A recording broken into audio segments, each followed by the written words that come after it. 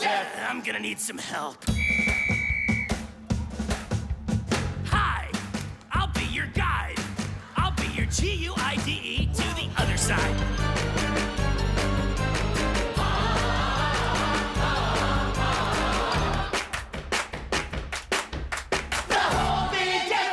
Because I myself am strange and unusual.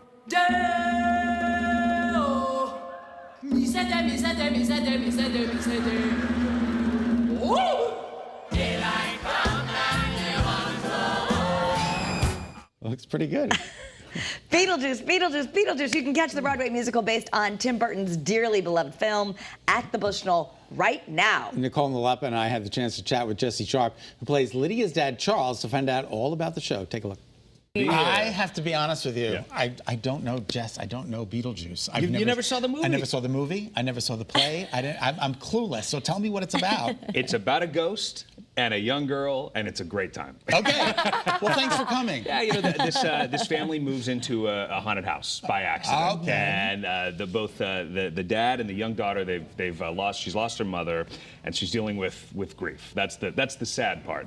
The funny part is when she encounters this demon called Beetlejuice, and it gets wacky and over the top and crazy, and so that's But it's the movie on stage. It's Tim Burton's, right? Yes. It's a Tim Burton movie based on the Tim Burton movie.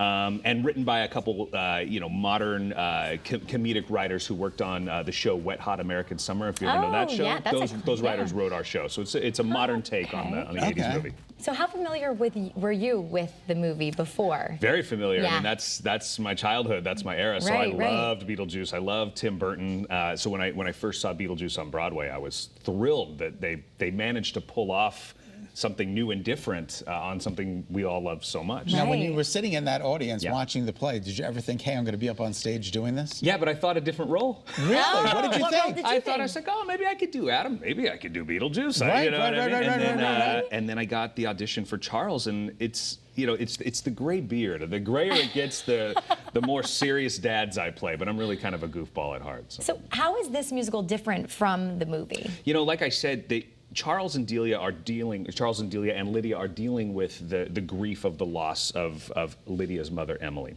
And that isn't really present in the movie. And our musical starts with a funeral. I know I'm describing a big musical comedy, and it sounds really sad. I know, but our producer Becky saw it last night. She said it was fantastic. It's really great. It's really fun. But I think that's the main difference is the entry point is a little bit different. Okay. They're all dealing with grief, and they don't quite know what to do. And they're figuring it out in real time. Whereas in the movie, I think some time has passed, and Charles and Delia are already, really well established.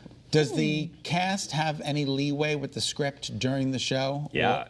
Quite a bit. Really? Oh, really? Yeah, mostly Beetlejuice, and our Beetlejuice, Justin Collette, is a seasoned improviser. He was in Chicago with Second City. I mean, he's a really funny guy, and so Justin will definitely, bend the script a little bit based on what's happening with the audience. So it's not exactly an audience interaction show, but if he hears something silly in the crowd, he's going to respond to it. Oh, and that's Beetlejuice really is cool. It's really fun, and Beetlejuice is basically the host of the evening. So Beetlejuice talks to the audience. So it's a little different every night. Oh, that's great. awesome. And it must be fun for you guys too, to see like the different versions that come out of it. It's super fun, and it really it keeps us on our toes. And I've personally done, I think, 550 shows now on the road. Gosh. But it doesn't feel like it because it's always fresh, it's always new, and we can respond to the city that we're in.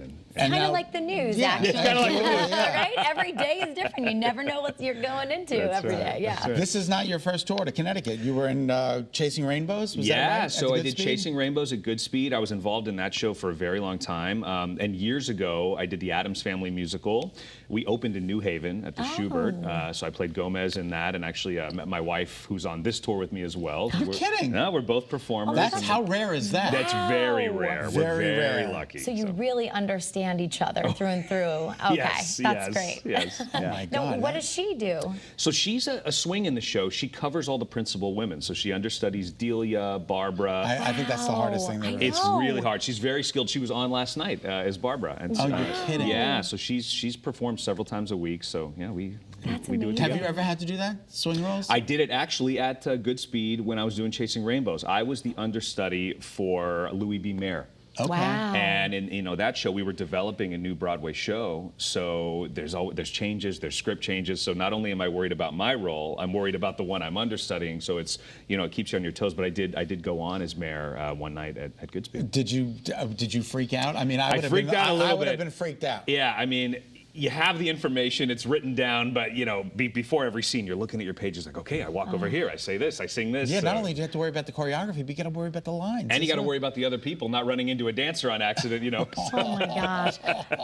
But not only do you do stage, you also have done TV shows like The Marvelous Mrs. Maisel. Yeah. How was that working on that set? Like? It was incredible, and it was one. I'm on the 5th season. I play a news reporter. See, I haven't gotten there yet. Oh, yeah. great. So in the middle of the 5th season, you'll meet Len Blixton, who's a reporter. Now I'm excited to see it. Yeah, and so I'm after a story with Susie. I'll leave it at that. Okay, no spoilers. But I had auditioned for the show every season.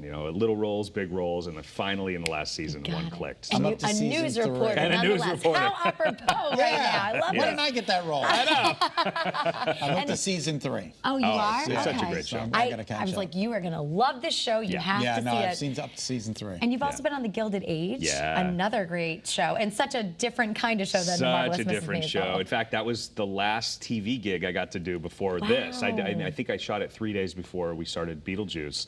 But if you watch that show, it's all these crazy GildedAge mansions. So we got to shoot in Newport, Rhode Island, and I think it's the Marble House. They call it one of the beautiful old houses. So that was a blast. So you've done film, you've done theater. Yeah. Which do you have a preference? I like to go back and forth. I mean, I'm so grateful to work as an actor at all. It's a tough business, but I'll do this for a couple years, and then I'm like, I really want to be on set. You know what I mean? So That's I feel real lucky that I get to do both. All right, if you'd like to see the show, you better act quickly because the Bushnell in Hartford through this Sunday, June 2nd.